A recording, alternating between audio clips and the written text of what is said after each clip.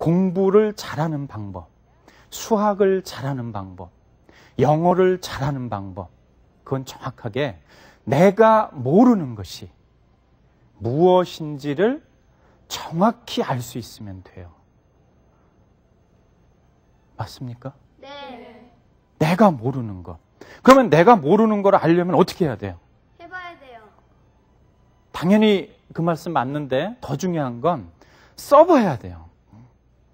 기록을 하질 않으면 내가 모르는 부분이 어느 부분인지를 몰라요. 써야 된다는 얘기입니다. 기본적으로 쓰지를 않으면 알 수가 없어요. 첫 번째 조건입니다. 내가 모르는 것을 정확히 알면 시험 공부도 쉽고 공부하는 것도 쉽고 누구한테 질문하는 것도 쉬워요. 그런데 머릿속에서는 내가 모르는 게 있어요. 분명하게. 분명히 모르는 게 있는데 그 모르는 부분을 그때는 생각이 났는데 이걸 누구한테 물어보려니까 모르겠는 거예요. 그래서 그거의 아주 구체적인 사례들을 제가 두 가지 형태로 제시를 할 겁니다. 자, 한번 같이 보시도록 하시죠. 아시겠어요? 혹시 이 그림 본 사람? 수학책에서. 수학책에서? 아니야. 시험지. 시험지?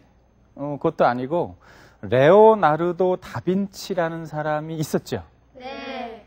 그 사람이 왜 지금까지도 유명해요? 수학을 잘했다. 뭐 하여튼 유명하잖아요. 그렇죠? 네. 뭘 했는지는 잘 모르겠는데 하여튼 유명하잖아요. 그 이유 중에 아주 큰 이유 중에 하나가 그분이 쓴 노트들이 남아있다라는 겁니다. 기록이 남아있다라는 겁니다.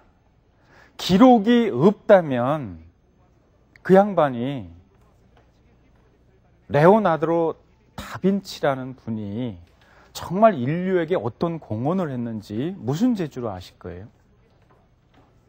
방법이 없잖아요. 나중에 여러분들이 마침 또 여기는 우리 여학생들만 모였는데 나중에 결혼하고 그리고 내 아이를 가졌어요.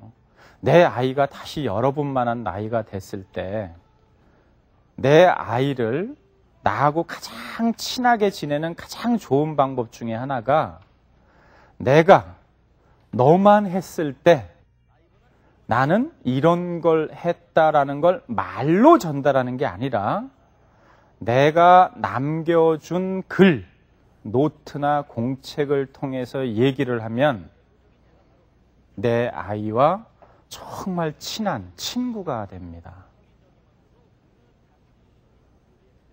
자, 이분이 쓴 노트가 잘 됐다, 못 됐다를 말씀드리는 거 아닙니다. 글씨를 잘 썼다, 못 썼다를 얘기하는 것도 아니에요.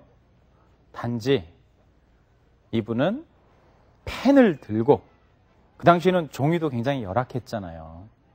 펜을 들고 항상 자기 머릿속에 떠오른 생각들을 기록으로 남겼다라는 겁니다. 선생님이 하나 굉장히 힘주어서 얘기할 게 있어요. 정말이에요? 대학교 다 가고 싶죠? 네. 가능한 한 좋은 대학교 가고 싶죠? 네. 저한테 배운 우리 학생들한테 제가 1학년 들어가면 항상 해주는 얘기가 있어요. 여러분이 고등학교 1학년 때 쓴 공책을 고등학교 3학년 때 볼 수 있다면 무슨지 아시겠죠? 네. 고등학교 1학년 때 쓴 공책을 고등학교 3학년 때 볼 수 있다면 여러분은 대학에 갑니다. 대학에 가는 정도가 아니라 원하는 대학에 갑니다. 선생님 책임지겠습니까? 책임진다. 그게 제 대답입니다. 자, 이번 시간 마지막으로 공책을 정리를 할 때 어떻게 하면 정말 잘 정리할 수 있을지 우리 그거를 한번 알아보도록 하겠습니다.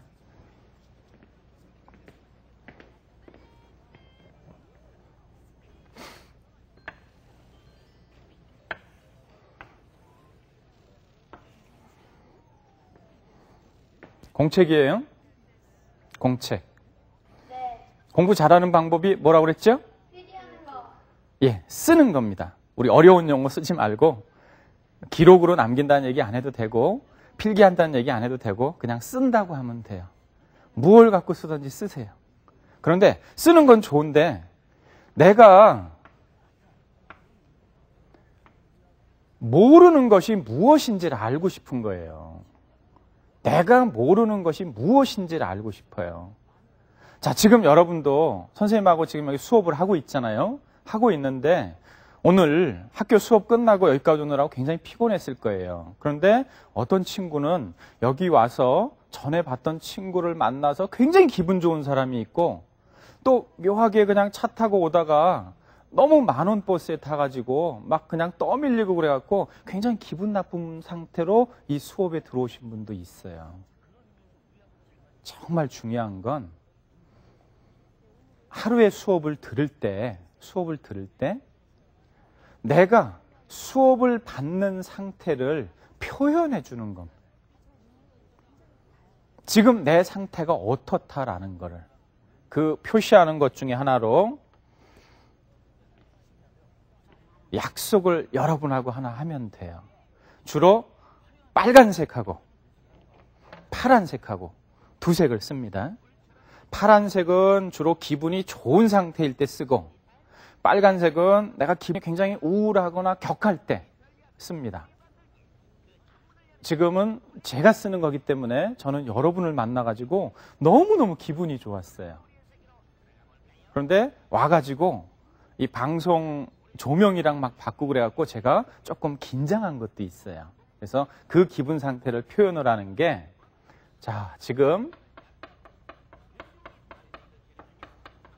빨간색은 아니고 제 기분 상태가 굉장히 좋아요.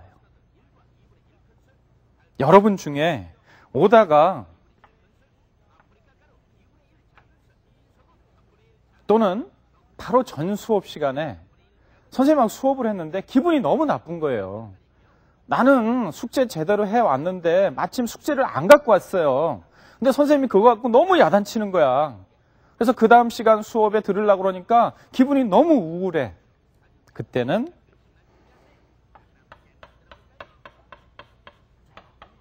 이렇게 표현해 주시자는 거예요.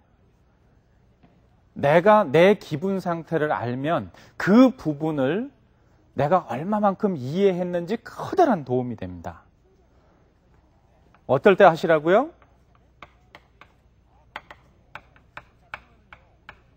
우울할 때,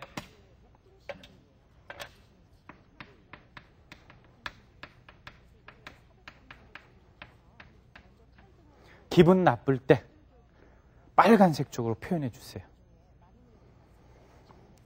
그리고 처음 출발을 할 때는 제일 중요한 거, 사람은 365일을 살지요. 그래서 요 공부하는 날짜는 꼭 쓰세요. 2004년 오늘이 6월 28일. 그리고 가능하면 오늘 공부하는 게 보니까 수학을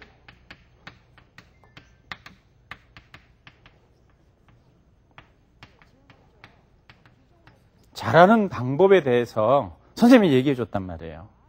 그래서 그 제목을 쓰세요. 마지막에 이제 여기에 필기들을 쭉 하겠죠. 네.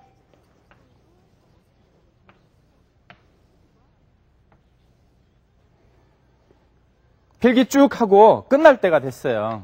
끝날 때가 되면 느낌표로 마무리하세요. 자, 여기 오는 사이에 굉장히 기분이 나빴던 친구도 있고 굉장히 좋은 친구도 있을 텐데 수업이 끝날 때는 어떤 상태가 되면 제일 좋아요?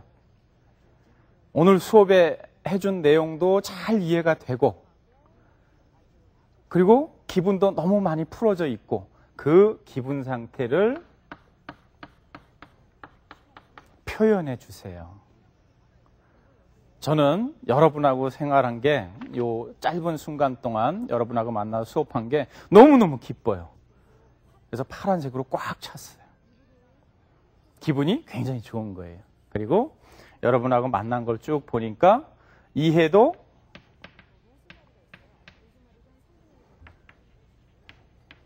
100% 기분 좋다라는 겁니다. 자, 지금까지 여러분과 수학을 잘하는 방법하고 그 다음 아울러 공부를 잘하는 방법에 대해서 알아봤어요.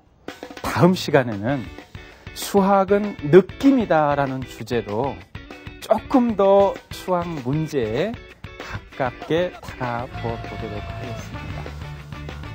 고맙습니다.